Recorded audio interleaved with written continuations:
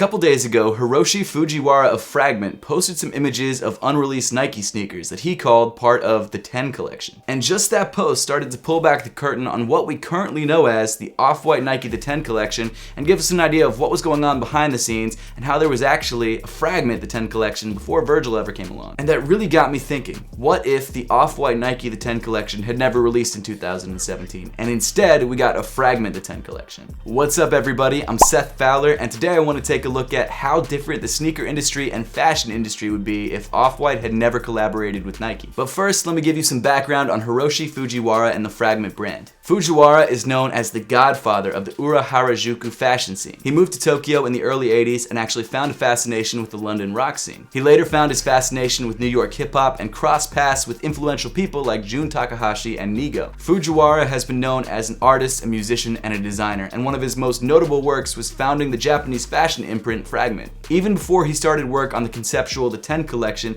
he had actually already collaborated with Nike. But what isn't known is how Virgil got involved and how the two came up with competing The 10 collections. Obviously, in the end, Nike went with Virgil's Off-White collection, which came at the perfect time because that's right when Adidas was really killing it with Yeezy, and it really looked like Nike was struggling a little bit. We all know the history behind the Off-White sneakers and where they came from and which ones came out first and which ones are worth more, but that's not what we're talking about today. I want to take a look at what would have happened if Fragment had The 10 collection. If you look at the image that Fujiwara posted on his Instagram, you can tell it's a modified version of the Air Max 1. The shoe features a very minimal gray and black color scheme with a mini embroidered Nike swoosh on the midfoot. It also has a very interesting lacing setup that seems to wrap all the way across the top of the shoe. Not only that, but if you look just above the Air unit, you can see some white text printed on the midsole, very similar to what Virgil did with the Off-White collection. Now we have no idea what the brief was that Nike gave each of these brands and what Nike wanted each of these brands to do, but you can definitely tell that there is some similar inspiration. I wouldn't be surprised if Nike came to these brands and asked them to reimagine certain sneakers in a deconstructed or different way. But I've got to say, looking at the Fragment Air Max 1, it's a good looking shoe,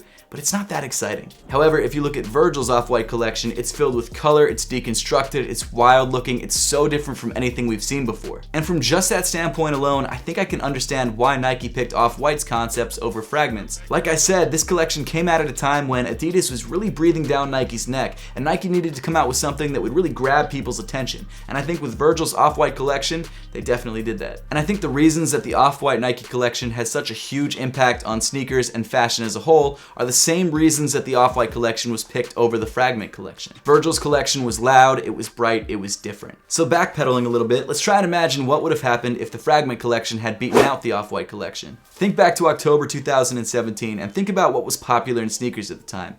NMDs, Ultra Boost, Yeezys, Jordans were kind of just sitting on shelves. And while we obviously don't have the entire Fragment The 10 collection in front of us, we do have a pair of Air Maxes, and for the sake of argument, let's just say that some of the other Fragment leaks that we've seen, like the pairs of Air Jordan 3s, were also part of that collection. Just like with the Off-White collection, Nike's marketing team would be full steam ahead with the Fragment collection, and because of that, I think there would be some hype behind it. However, based on what we've seen, and granted it's like two shoes, so I really shouldn't be making these judgments, but for the sake of the argument, I think really only the Jordan models would be the ones that would really have the insane amount of hype behind them. These leaked Air Maxes look really good and they look really nicely designed, but let's be honest, they kind of look like ACGs. So for the sake of the argument, let's say that like 8 of the 10 sneakers sell out and only really 1 or 2 of them are insanely hyped and kind of have that sort of grail status around them. Even though the entire collection doesn't sell out, Nike still sees the collection as a relative success and continues to put out models. However, as the models continue releasing, the hype just starts to die out because even though some of these models are great and really cool looking,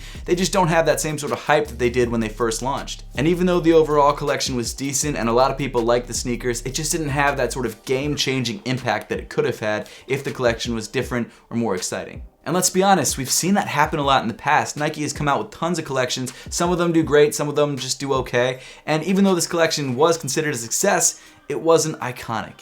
And because of the fact that Fragment was picked over Off-White, Virgil never really had that chance to explode onto the world scene the way that he did with the Nike collection. And while Off-White was still a successful brand, and while it was still doing well, it wasn't the same. There weren't 40 pairs of off-white Nikes to drool over, Virgil didn't become a household name in sneaker culture, and consequently, he doesn't get the job at Louis Vuitton, and he isn't an instrumental part of bringing streetwear and high fashion together the way that it has been brought together. So I guess the point of all this, and what I was trying to imagine, was a world where one of the most influential designers of the decade didn't get the same sort of shot that he had. And obviously, this is all just based on my own biased opinion. I have no idea what really would have happened. Obviously, Hiroshi Fujiwara is an incredible designer, and who knows, his collection could have been even better than Virgil's. I have no idea. But what I'm saying with this is that try to imagine a world where Virgil never happened. Or if he did, it just wasn't the same sort of impact that he had. I don't know, maybe this video was just pointless and I went down a rabbit hole I should have never gone down, but it's just interesting to think about. And it even affects me because if you look back at my channel, the video that really helped me blow up was my review of the Off-White Air Jordan 1s. If it wasn't for that video, I wouldn't be where I was today. So I've got to give a lot of credit to Virgil and Nike for just producing something that gave me the opportunity to make this a job. But I guess that's it. I don't really have anything else to say about it. I would love to know your thoughts on this and whether you would have preferred a Fragment collection over an Off-White collection, or whether you think my analysis of what could have happened is even feasible at all. I have no idea. So let me know in the comment section down below. I'd love to know your thoughts. And as always, thank you so much for watching. Make sure to subscribe if you haven't yet, and I'll see you all in the next one.